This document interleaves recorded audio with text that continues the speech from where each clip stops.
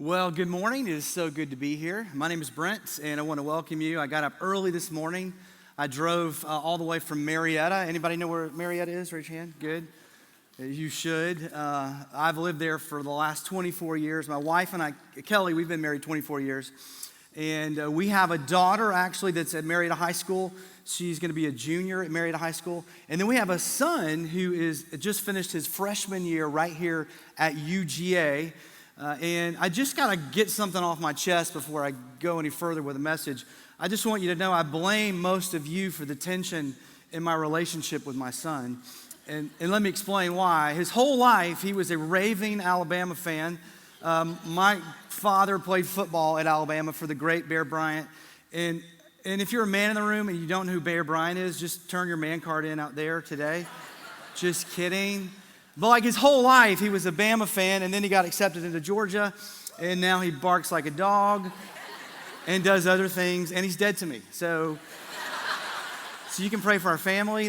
We're struggling. At his graduation party I actually wore a UGA shirt, and all my friends loved it. They took pictures of me like I was a circus animal or something. And I really don't wear Georgia shirts, but I'll tell you what shirt I wear all the time. I wear my Athens I Love You shirt all the time. And the reason I wear it so much is because I love Sean. He knows that. And actually, I love this church. And I'm just kind of down the road a little bit, and I'm kind of looking in, and your mission to lead people into a growing walk with Jesus. And the difference you're making, I don't even know if you realize this, but the light and the difference you're making in this city is unbelievable. So for me, just to be here is just a huge honor. I love this church. I love the series that we're doing, Band of Brothers. If you're just kind of coming back from summer, if you're tuning in, again, we're in week 3. I would encourage you to go back to listen to the last 2 messages. They're amazing. But we're talking about something that I think is important to everybody in the room. We're talking about friendships. And really what we're calling something bigger, more strategic, we're calling brothers or allies. And our definition for this idea of brothers comes from John Tyson. This is what he says to catch you up, review. A band of brothers is built with a few men who will bleed together, go deep together, fight for each other's hearts, and be faithful in the long haul. I could just cheer with that definition. It's amazing. And so Mike, who you met last week, Sean and I, 30 years ago, we kind of started this journey of Band of Brothers. And we didn't commit to the golf course. We committed to the foxhole, which is vastly different. And I think most men in the room, I believe this, most men in the room, you long for this type of community. You just don't know how to get it. And one of our hopes and prayers is that you would experience the same thing the 3 of us have experienced. And then one of our big prayers for the men in the room, like only Jesus can do this kind of thing, is that for the men in the room, is that you would wake up. You would wake up and do what you're designed to do, which is lead well. And that you would wake up and realize that you're not in a political war, but you're in a real spiritual battle and a spiritual war. And instead of posing your way through life, which we do well, you would risk being fully seen and fully known by a group of people so that you could experience the full love of Jesus in other people. I mean, that's what we're after and what we're going for. This battle language that we talk about is not just for effect. It's not just to get the men in the room. As we've said, it's the narrative in Scripture. There is a war taking place. And as we reference the Apostle Paul, he said this, our battle is not flesh and blood. Our battle is darkness, spiritual principalities. And he says, because of that, put on the full armor of God because of this war. Because of that, he says in Ephesians 6, pray in the Spirit at all times. The Apostle Peter, he describes this war this way. And he says this in 1 Peter 5:8. He says, stay alert, watch out. Your great enemy, the devil, now let me just say this, students, all right? The enemy is the devil and not your parents, right? It's not, what they told you couldn't do. But our great enemy, the devil, not your spouse, not the government, not a certain community, not this thing over there. Your great enemy, the devil, he prowls around like a roaring lion looking for someone to devour. Now, if you've ever watched the Animal Planet, you know exactly how this happens, right? I love the Animal Planet. And if you watch the Animal Planet, you know how lions kill in the wild. They create confusion. Confusion leads to isolation, and isolation leads to dinner. That's how it works. And it's the same thing for us. It's the same thing in the battle that we face all the time. Isolation, confusion leads to isolation. Isolation leads to our destruction. And that's why we're advocating that it's so important for you to have people in your corner fighting this battle. Jesus, as we referenced this the first week, said this. He said that the mission of the enemy, the single mission of the enemy, it's not a mystery. It's not like, what is the mission of the devil? It's really clear. It's to kill, steal, and destroy. That's what he says. And then he goes on to tell us this, that his number one play, his only play in his playbook, like he doesn't have a thick playbook. It's very thin. And the only play he uses, he calls all the time, is to twist the truth of God and lie to us. That's his play. To lie. That's his number one thing he uses. It always baffles me, I think, or not baffles me, but maybe just frustrates me as a follower of Jesus when I talk to people and they talk about following Jesus, but there's no film study or there's no talk about the enemy and how he's trying to kill, steal, and destroy. I think that would be like this. Imagine if I was a coach at the University of Georgia. And Georgia has a huge game coming up. I don't know if you're aware of it. They're playing Clemson. And imagine if you came up to me and said, hey, by the way, there's the big game coming up. Are you ready? And I said to you, I go, well, wait, who are we playing again? Let me look at the schedule here. Oh, wait, yeah, you're right. We got Clemson. And you were to ask me, well, what do they run? What plays do they run? And I said, well, I'm not really sure. Well, do they run the ball? Do they pass? I don't really know. Tell me about their personnel. I have to get back. I'm not sure. Here's what you would think, okay? You wouldn't say it to me because you're too kind. But you would think this. You would think, how naive. Or you would think, how foolish, or how arrogant, or how lazy. But you would have the same conclusion. The conclusion would be this, that we're going to get killed, right, when we play this game. And listen, in a similar way, we talk about we're at war. It's so important to acknowledge that. It's so important to have people in our story and in our battle, battling with us against the enemy and his strategy. And that's why we're talking about this. So this morning, I want to tell you about something this morning, just a little bit about my story. And I've been in vocational ministry probably for 25 years plus. And most recently, I was the lead pastor of a church for 7 years. And then I transitioned out of that role to start something else, a nonprofit for the next gen of young men and their fathers, grades 6 through 12. We call it SEAL Team Ministries. I'll tell you about it in just a second, the name. And really, the reason that I launched out to do this was out of obedience to the Lord. And my heart was broken. And maybe you've heard Andy Stanley throughout the years ask this really difficult question, I think. And he asked this question, what breaks your heart that reflects the broken heart of God? And for me, it was obvious. For me, it was the next generation of young men. And then, just so you know, my experience with Sean and Michael and what we had experienced. It so transformed my life that I wanted as many men and young men possible to experience the same thing that we experienced. So this morning, I want to tell you about what we're doing. I want to tell you about a group of fathers in our community that are in the arena. It's one thing to kind of look and go, hey, you should be doing that. Why don't you get going? But these fathers are in the arena in the fight for the next generation of young men. I want to tell you about what they're doing, and I'm going to challenge you to do two things today. I'm going to challenge you to get into the arena. And then I'm going to challenge you, as we're always challenge you in this series, to get into a circle. That's what we want to do. Get into the arena and get into the circle. So way back in 2016, a long time ago, my son, who, again, just finished his freshman year here at Georgia, was in 6th grade.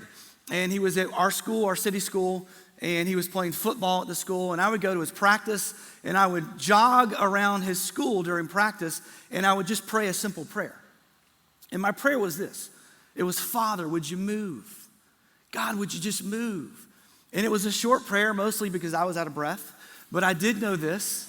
I knew the battleground for most students was the home and the school. And so I'm just praying, God, would you move? Would you move? And little did I know, God began to work and answer that prayer. And so if we fast forward to the end of the season, at our banquet, a friend of mine comes up to me, John, and John says, hey, I've got an idea. What if we just get our two sons together and we just kind of reach out and maybe prayerfully invite about 15 more? And what if we just kind of journey together all the way through 2023?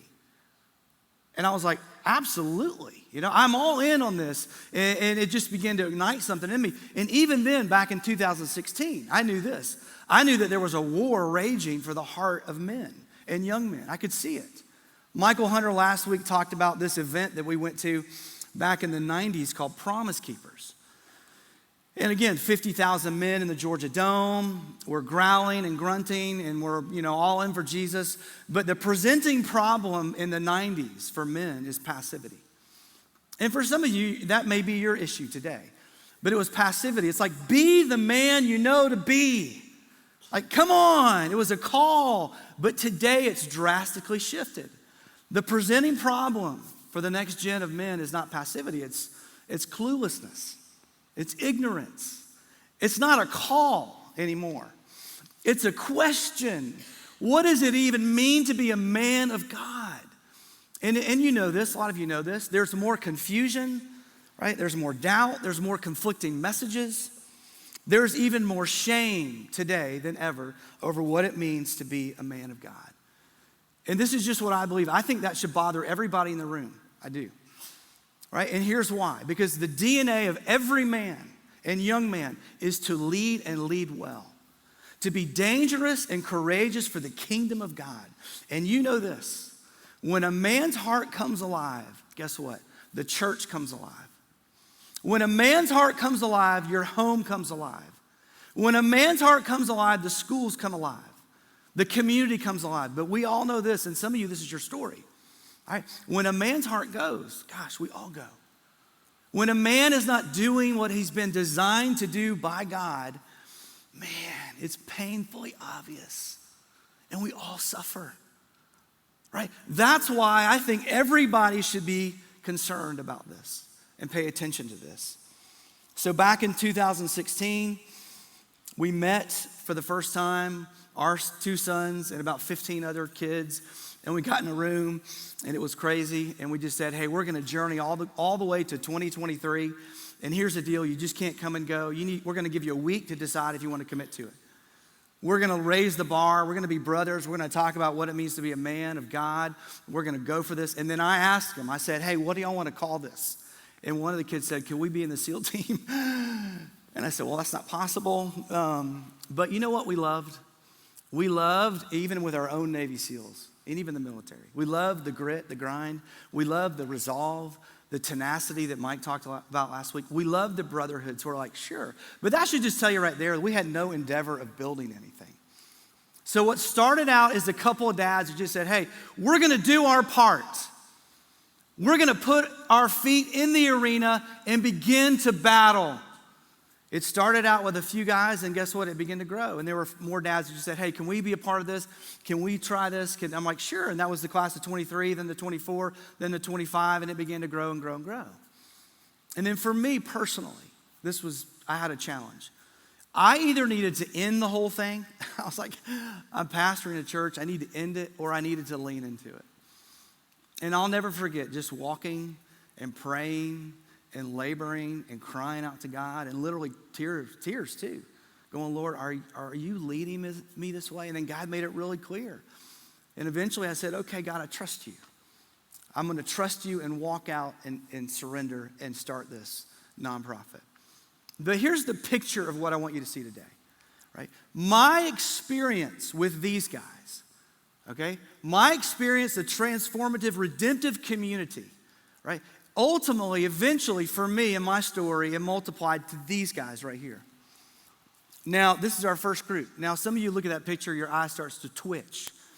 And mine did too. But we're meeting in the press box overlooking the high school stadium, and we're talking to these kids about what it means to be a man of God.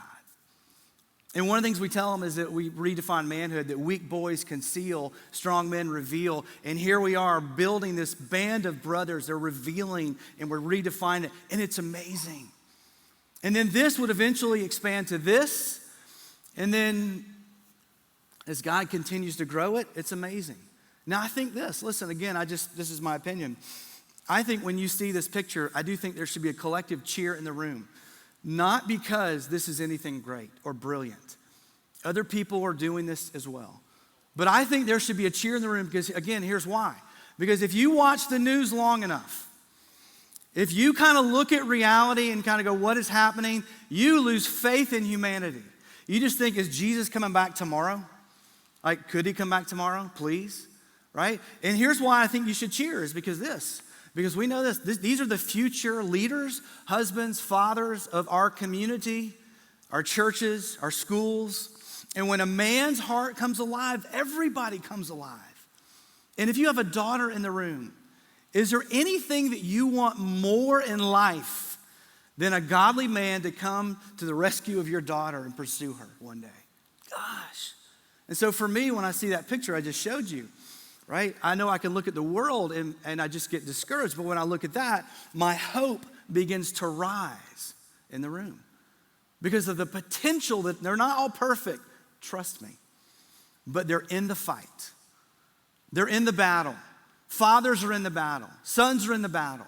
And that should bring everybody in the room. You should go, wow, there's hope. Because God is moving. So we have a mission statement. And here's our mission statement. It's to build a community of courageous and dangerous men of God. Don't you love that? You're like, that sounds a little bit rough to me. No, I love it. And every man is that DNA. Listen, if you're following Jesus, it's going to take courage, right? And I would even argue this. If it's not requiring courage, then you're not following Jesus. It's going to require that. And even following Jesus can be dangerous. Like if the disciples were here, we could ask them. They go, yeah, it's pretty dangerous. We all got killed for it. And when we say danger, we're not talking about dangerous to people, but dangerous to the darkness. So we have this ministry of a group of 2 to 5 dads. They lead groups in their grade and they journey all the way through. They can start in 6th grade, as early as 6th grade. They journey all the way through high school and they're in the arena. They're battling against the lies of the enemy. They're battling for each other's hearts. They're battling to be a band of brothers. We have 4 values that we talk about all the time. Everybody in our groups, they know these and we teach about it. It's follow, fight, lead, serve. Follow, fight, lead, serve. And we talk about follow. Follow means follow Jesus. Like manliness is Christ-likeness. If you want to look at what it means to be a man, look at Jesus. And so often we look at Jesus, he's just like the friend and he's compassionate, and he is, but he's also a warrior king. Anybody who can defeat Satan, sin, and death on the cross and rise again and is going to return again, like they are the man. So we say we want to follow Jesus. And then we talk about fighting for one another, what that means to be a brother. We use a formula every week in our groups called permission, confession, affirmation. Now next week, Sean's going to tell you about all of these. You don't want to miss it. But it's kind of our way of battling. Permission, confession, affirmation. So follow, fight, and then lead.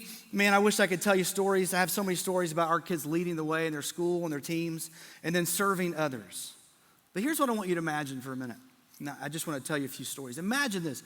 Imagine a 10th grader who's sitting around a campfire. And this group is sitting around a campfire. And then we're talking about the lies and the labels of the enemy. Anybody ever had a lie that they dealt with or a label? Anybody? I'm just curious. Man, I'm the only one in the room. That's amazing. All right? So we're around the campfire talking about labels and just things that we're wrestling with. And one of the kids, 10th grader in the group, courageously and dangerously raises his hand and says, hey, I got to confess something.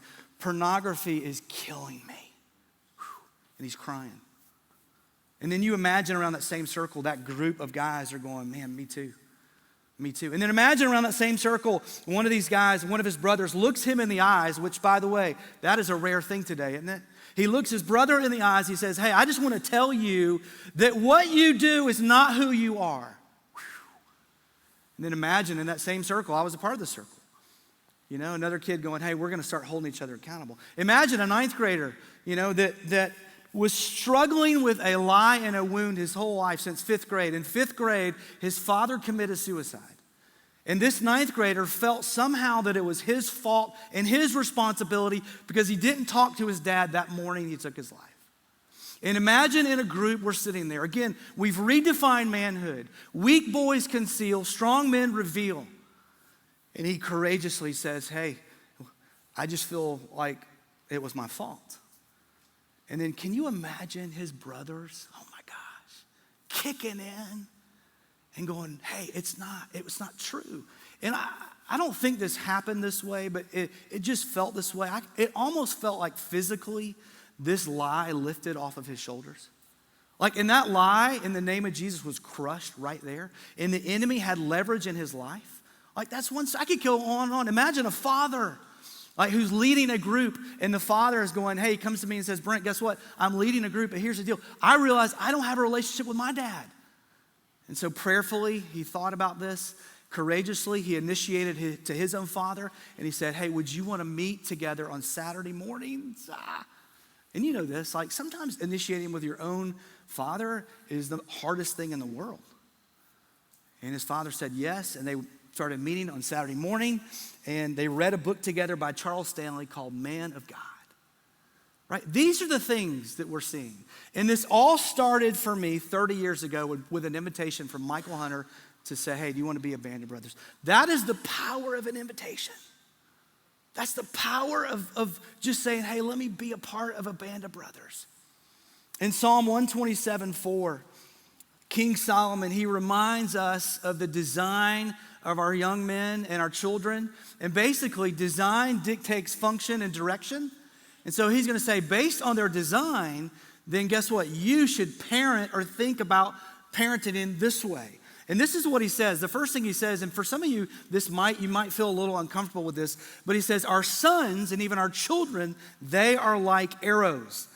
So they're not like a little delicate flower. They're not like a little baby bird. We have a baby deer in our backyard. Not like a baby deer, not like a little bubble in there. They're like arrows. And then he goes on to say, hey, because of their design, this is the direction of their story. You should think about this. And he says, like arrows in the hands of a warrior, are sons born to one's youth. Blessed is the man whose quiver is full of them. They will not be put to shame when they contend or defeat or confront their enemies at the gate. Now listen, I'll just be truthful with you on this one. I'll be honest. Part of this I like. I like the arrow part. But does it have to be an arrow? Do our kids have to be arrows in the hands of a warrior? Can it be like an Olympic archer shooting into a foam, like a target or something? Can it be something nice? And I just want to just confess this today, and I know I'm not the only one in the room. I am a Life 360 parent, okay? Helicopter parent. Now, if you don't know what Life 360 is, raise your hand if you know what it is. Good, a lot of you. If you have teenagers, you're like, of course, right? Life 360 is an app that tracks them, every move they make. Did they brake? Are they going fast? There's an upgrade now that tells you that you can do the upgrade. It'll tell you what they're thinking. I don't know if you know about that. Which, if you're a parent in the room, you go, I know what they're thinking. They're thinking I'm stupid. That's what they're thinking. That's what they think. No, but listen, I struggle with this. I struggle with control. I struggle with fear. My wife is sound asleep. I'm on the app till like midnight going, oh gosh, they're here, they're moving here. And she's like, if something happens, we'll find out about it. I go, I know I love my kids more than you. I just know it, You're asleep. I love them more than you. But I struggle. And this is our tension as parents, like direction and protection. And when kind of the direction of their life gets a little dangerous, we kind of go, do I protect more? Right? This is the tension we face. There's a book that I'm working through. It's a great book called The Anxious Generation by Jonathan Haidt. And he really is asking a great question. The question is, why is Gen Z the most anxious generation ever? And if you've read the book, you know he talks like what he talks about technology and all these things. But one of the things he says in the book is that most of us, when we grew up, we had free play, unsupervised free play. Like that meaning you're like in the woods somewhere, you're like playing, kickball, or you're doing something. And now what we've done, and he says this too, that unsupervised free play was good for us. It helped develop character and help prepare us for bigger challenges. And now what we've done, he says, we've traded free play outside to virtual play. We've been so afraid that somebody's going to get our kids that we just said, you can't leave the driveway. In fact, you just don't even leave the house. In fact, we're going to give you devices. And guess what? That's where all the predators exist in the virtual world. And he talks about that. And basically his summary of the book is when he talks about why Gen Z is the most anxious generation ever, is he says this, that what we've done is we've overprotected in the real world and we've underprotected in the virtual world. That's what he says we've done. We've overprotected in the real world, and we've underprotected in the virtual world. And so I think as parents, we have to wrestle with this question. Are we overprotecting in the real world? And I get it, right? There's some things, especially if you have boys, you're like, oh my gosh, is he gonna die today? I remember getting the text or the picture of my son swimming out in the middle of an apartment lake to wrestle a grass carp. And I'm like, he's doing what? Like this is just what boys do, right? But are we overprotecting there? Are we underprotecting really where a lot of harm is in the virtual world? And then back to our kind of challenge with King Solomon. I think this question is going to kind of poke the bear a little bit, a great question for you to talk about with your spouse and just to evaluate in parenting. But this is kind of the question. Is your fear of the world preventing your children from being used by God in the world? Whew, that's hard. And don't throw anything at me, write Sean letters. But it's a challenging question based on the way God's designed them. Is your fear of the world preventing your children from being used by God in the world? In my office, I have an arrow, and it sits on a shelf. And normally you don't put an arrow in a place of display, but this arrow is significant to me. My son used it when he was probably 10 or 11 to kill his first deer. Apologize if that offended anybody in the room. All right, but that's what he did, and I put it up on the shelf as a reminder to me of what my call is as his father. It's a reminder to me of what God's called me to do based on his design. Arrows by design, they're not meant to be on display. Nobody walks in a house and you go, man, that's a really pretty arrow you got, Nobody does that. They're made to make a play. And you know that. They're made to be sharpened and launched into battle. And that's our responsibility as parents. Our responsibility isn't to shield them from everything in the world, but it's to sharpen them, and this is the hard part, and surrender them for God's mission in the world, wherever God wants to launch them. That is what, as fathers too, what we're responsible to do. John Eldredge, in his book, Wild at Heart, he says this, if you haven't read anything about Wild at Heart or haven't read that book, it's kind of like the handbook, the manual on manhood. I would encourage you to read it, but this is what he says. He says, masculinity is bestowed. A boy learns who he is and what he's got from a man or the company of men. So in our community, this is what a group of fathers are doing. They're in the arena bestowing godly masculinity, not because they feel competent, trust me, but they feel convicted and compelled to be in the battle. They're in the arena sharpening their sons and the people around them for God to launch out wherever God sees fit. They're bestowing this. So here's the question for the men in the room. Are you in the arena? Are you in the arena in the fight for the next generation of young men? Like, who are you bestowing godly masculinity to? Are you in this battle? Are you in the fight? And I think this, right? It is our collective responsibility as men, all men, to be a part of this battle. It's not your school's responsibility, right? It's not a mentor's responsibility. I would even argue it's not even the church's full responsibility. It is your responsibility. It is my responsibility collectively to do this and to be in this arena, in this fight. And again, as I just alluded to, it's not just for fathers. It's not just biological fathers. I know some men, as you do, their quiver is full of arrows, and they're spiritual fathers. And the Lord is launching them out all over the world. But it's our responsibility collectively. Are you in the arena? So let me tell you where you start if you're a father. I think this is the first place to start. I think you take your phone out, you put your camera on, you look at yourself or a mirror or whatever you need to do, and you look at yourself and you take a hard evaluation of yourself. And you ask yourself this question: what am I actually consistently bestowing in my family or to the people around me? What am I imparting? What am I giving away? The first place you start is with yourself. And again, what are you bestowing? Are you bestowing a fearful spirit in your family? Are you bestowing an angry spirit in your family? Are you bestowing a controlling or a lustful, an addictive? And listen, and I know this, I'm pushing in a little bit. And probably because I'm not coming back next week, okay? So I can say these things. But listen, here's the thing. You cannot bestow godly masculinity if you continue to live in worldly immaturity. You can't. You cannot do it. And for some of you, that you've got to wake up and go, my relationship with Jesus has to be a priority in my life. Right? Look at your family. It's got to be a priority in your story. right? Whatever you're modeling is really what you're bestowing. What are you modeling in your home? And let me just say this to fathers, right? Start with yourself and then reach out to your family. And let me say this, fathers, I consider myself a great youth leader, mentor, all these things. But here's the truth. I don't hold a candle to what you're capable of doing. I don't hold a candle to your potential in your family, especially your sons. What you are capable of doing in your family is unbelievable. And that is the good news. But here is the hard news.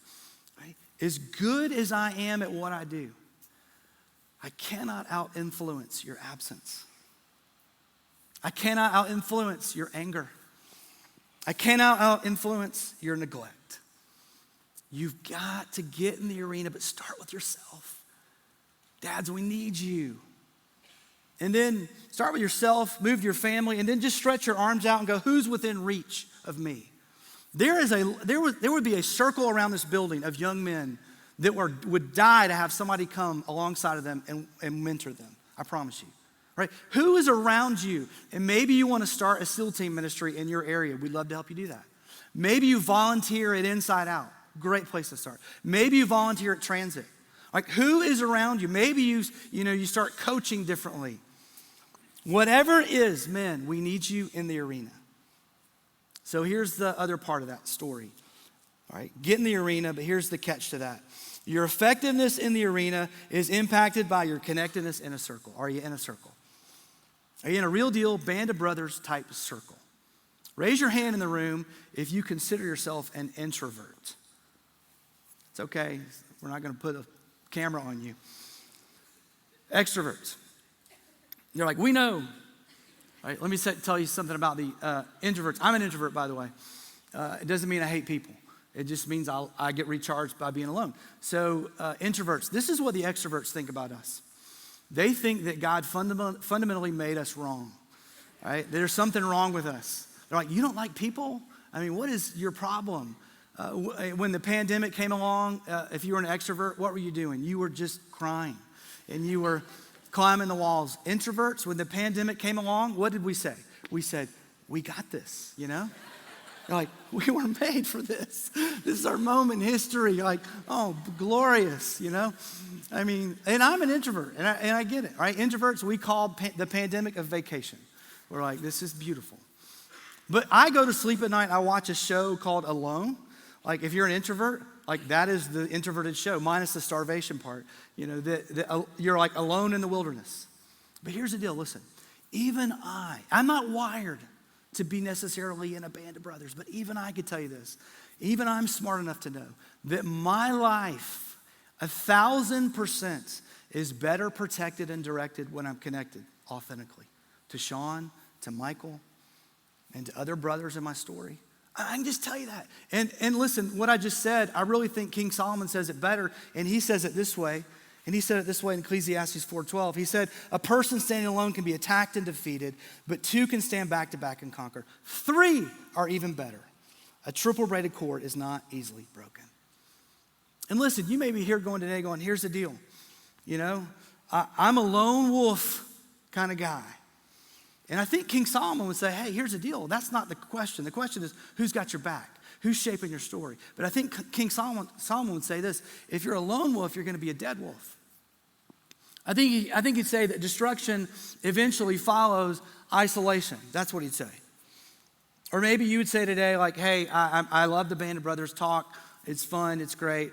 But just so you know, my wife is my best friend, and she knows everything about me.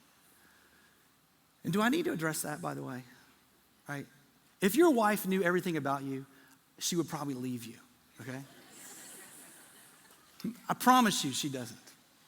And my wife says this: I don't want to know everything. I can't handle everything in your head, but I want to know somebody knows everything. Who knows your story? Who knows what's going on? Who's battling for your last 10%? So back to our definition, a band of brothers is built with a few men who will bleed together, go deep together, fight for each other's hearts, and be faithful for the long haul. There's a story in the Gospels, if I can get through this. that answers that definition. And there are 5 band of brothers. And these band of brothers were doing life together. One of the 5 was out of faith, out of hope, just beat up with life, been praying his whole life that God would fix something, heal something. And God hadn't come through at that point. And then Jesus had come to town. He was teaching. And what does a band of brothers do? They say, hey, we're going to take our brother to Jesus. And they try to get him to Jesus, and they can't get him to Jesus. So what they do? A band of brothers fight. They took him up on a roof. And this is my version of the story. I don't think they gently pulled the roof apart. I think somebody put their fist through the roof. I think Jesus is teaching in his home, and he looks up, and there's a fist coming through the roof. Somebody pulls their fist out, and maybe it's got a little blood on it, but they're fighting for their brother. And then they lower their brother right in front of Jesus. And this is what Jesus says. It's amazing. He said, he's looking up, seeing their faith. Oh, those guys on the roof. Jesus said to the paralyzed man who's out of faith, my child, your sins are forgiven. Right? Isn't this amazing? Like, their faith healed their friend. And listen, this is my story.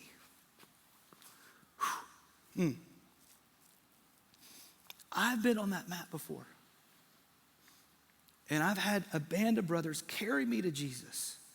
And it was their faith that healed me, not mine. I didn't have any. Men, whatever it takes, man, get into a circle. Fight for this. Do whatever it takes. And here's the great news. This church is committed to helping you do that. It's not a foreign concept. And men, we need you in the arena. But you got to get into a circle first. Let's pray. Father, thank you for these men in the room. Thank you for their stories. God, thank you that you rescued me many times. Thank you that I had brothers that carried me to you. And when I'm out of faith, God, man, they just came through and had faith for me. They prayed for me, and I'm so grateful for that. I am. God, I pray that the men in this room would wake up and move today. Whatever you're prompting them to do, moving them to do, that they wouldn't walk out of here today and forget about it, but they would follow you and trust you. In Jesus' name, amen.